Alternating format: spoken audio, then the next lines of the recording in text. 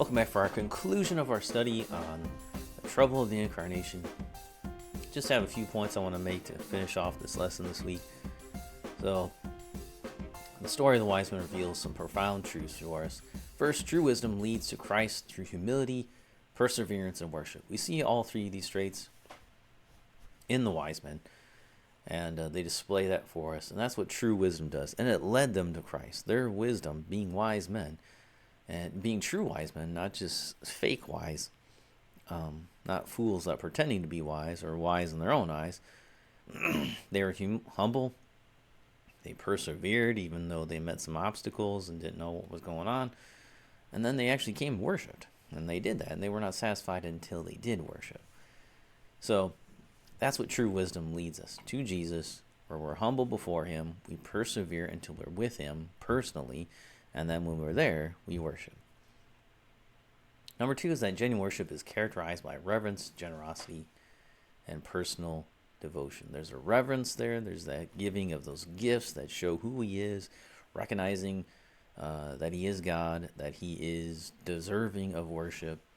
There's that generosity of giving, giving the gold, frankincense, and myrrh, giving of gifts to God, giving out of one's possessions back to God. There is that generosity toward God, even though everything belongs to him. It's the idea of, I'm going to give this back to you. You give me this as a steward. Well, I'm going to use that to further your purposes. I use the talents you give to make you richer. And then there's the idea of personal devotion. So genuine worship is a devotion to God himself, seeking him personally, not just to know about him, but to know him as a person, as he is. And then finally, number three, the gospel inevitably challenges sinful systems, no matter where they're at, whether it's governments or just personal sinful systems of life. He'll challenge all those, and then exposes hypocrisy, saying one thing and doing another, and then in the indifference and just not really caring. The king of the Jews was born and no one else went out except for the wise men. So we need to emulate the wise men in their pursuit of Christ. And then their worshipful response. We should do it we should worship as they worshiped.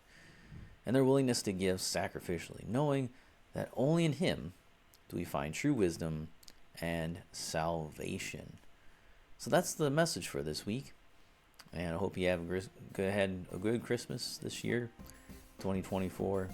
And may God bless you and your family as you look forward to the new year.